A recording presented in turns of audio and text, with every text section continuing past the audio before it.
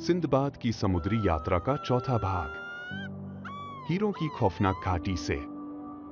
मौत के पंजों से बचकर सिंदबाद भारी मात्रा में बेशकीमती हीरे लेकर सुरक्षित बगदाद लौट आया था। इन हीरों को बेचकर वह अब बगदाद का सबसे अमीर और रईस व्यापारी बन चुका था। अब उसके पास ऐश ओ आराम की हर चीज थी। लेकिन सिंदबाद के खून में तो समंदर का रोमांच बह रहा था। आलीशान महल की चारदीवारी उसे बांध कर नहीं रख सकी। अपनी पहली यात्रा के खतरों को भूलकर सिंदबाद ने फिर से नए सफर पर जाने का फैसला किया और बेहतरीन माल भरकर अपनी दूसरी समुद्री यात्रा पर निकल पड़ा। सफर के शुरुआती दिन बहुत खूबसूरत थे, लेकिन एक शाम अचानक समंदर में भयानक तूफान उठा। जहाज का रुख बदल गया और वो एक अनजान टापू के किनारे जाकर टकरा गया। किनारे पहुंचते ही जहाज के कप्तान की चीख निकल गई।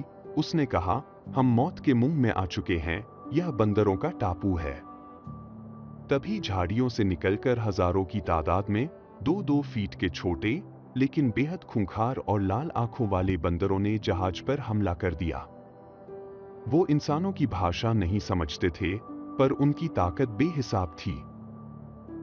उन्होंने सिंदबाद और सभी व्यापारियों को मारपीट कर जहाज से नीचे टापू पर फेंक दिया और खुद जहाज को चलाकर समंदर में गायब हो गए। अब सिंदबाद और उसके साथी उस अनजान टापू पर पूरी तरह अकेले और बेबस थे। जैसे जैसे रात का अंधेरा बढ़ने लगा, टापू पर खूंखार जानवरों की आवाजें गूंजने लगीं। जान बचाने के लिए सिंदबाद और उसके साथी टापू के बीचों बीच बने एक विशालकाय काले पत्थर के महल के अंदर चले गए। लेकिन महल के मुख्य हॉल में कदम रखते ही सबकी रूह कांप गई। वहां फर्श पर इंसानों की खोपड़ियां और हड्डियों के ढेर लगे थे।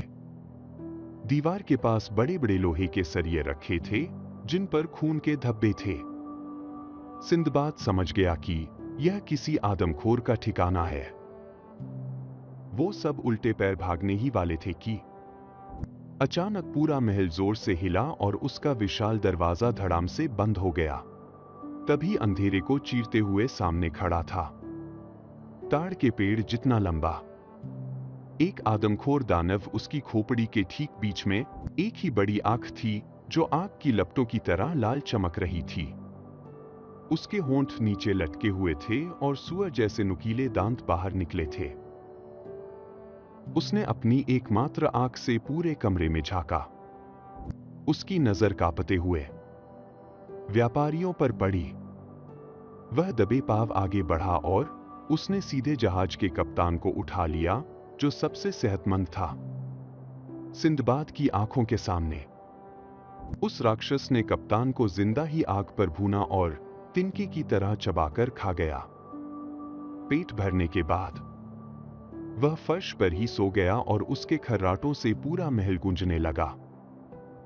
अगली सुबह राक्षस उठकर बाहर चला गया और दरवाजा बंद कर गया। रात को वह फिर लौटा और उसने एक और व्यापारी को अपना शिकार बना लिया। सिंदबाद जानता था कि अगर उन्होंने कुछ नहीं किया तो अगली बारी उनकी ही होगी। मौत के इस जाल से निकलने के लिए सिंदबाद ने एक बेहद खौफनाक और जाबाज प्लान बनाया। रात को जब राक्षस दोबारा इंसानी मांस खाकर गहरी नींद में सो गया, तो सिंदबाद और उसके बचे हुए साथियों ने हिम्मत जुटाई। उन्होंने दबे पांव जाकर मांस पकाने वाले 2 बड़े लोहे के सरियों को जलती हुई आग में डाल दिया, जब तक कि वो लोहे के सरिये एकदम लाल गर्म और दहकते हुए अंगारे नहीं बन गए। सिंदबाद ने इशारा किया और 4 व्यापारियों ने मिलकर उस दहकते हुए लाल गर्म सरिये को पूरी ताकत से उठाया। वो दबे पांव सोते हुए राक्षस के चेहरे के पास पहुंचे और 1, 2, 3 कहते ही उस जलते हुए लोहे को सीधे राक्षस की इकलौती आंख में धंसा दिया। महल के अंदर एक ऐसी खौफनाक चीख गूंजी कि आसपास के पहाड़ कांप उठे। राक्षस दर्द से पागल होकर फर्श पर तड़पने लगा। उसकी आंख फूट चुकी थी और चारों तरफ खून फैल गया था। वह अंधा होकर पूरे महल में हाथ पैर मारने लगा ताकि वह सिंदबाद को पकड़ सके। राक्षस अंधा तो हो गया था, लेकिन वह मरा नहीं था। वह गुस्से में दहाड़ता हुआ महल के भारी दरवाजे की तरफ भागा और चिल्लाकर अपने दूसरे राक्षस साथियों को बुलाने लगा। क्या अंधा राक्षस अपने साथियों के साथ मिलकर सिंदबाद को मौत के घाट उतार देगा? क्या सिंदबाद इस आदमखोरों के महल से जिंदा बाहर निकल पाएगा? जानने के लिए अगला भाग जरूर देखें।